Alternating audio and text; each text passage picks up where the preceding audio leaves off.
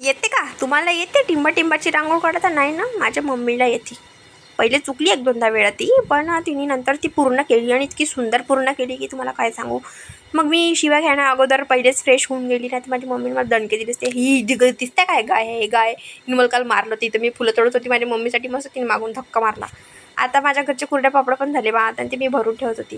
त्याच्यानंतर मग मी मला हे भांडे घासायचे होते. त्याच्यानंतर मी जोडे पण धुवून टाकले, माझे सगळे चप्पला जोडीने चप्पल धुतली. मग इथे मी हार ओवला, कारण मला आज गुढीपाडव्यासाठी रील बनवायची होती ना. मग मी तयारी पण केली होती मस्त. ऑलरेडी व्हिडिओ अपलोड केला आहे, बघून घ्याल तुम्ही जाऊन माझ्या आय डीमध्ये. तर इथे चणे उकळायला ठेवले होते. तुमच्याकडे बनवले का चणे? कमेंटमध्ये सांगा मला. येणार नाही मी खायला, पण कमेंटमध्ये सांगा तसंही बनवले नाही बनवले. आणि तुमच्याकडे काय बनवतं गुढीपाडव्याला विशेष असं, तेही सांगा. तर इथे मी चणे उकळायला ठेवले होते. तोपर्यंत एक शिट्टी होतपर्यंत मी कापून करून घेतलं मिरची, कांदा वगैरे, टमाटर. आता इथे चणे झाले होते, तर चणा झोंबला बाई मला, पक्का जोरात लासला होता माझ्या हाताला. मग त्याच्यानंतर मी दुसरा पण चणा बघितला, तो शिजले होते मस्त चणे हे. मी आता तेलामध्ये सगळं टाकून दिलं.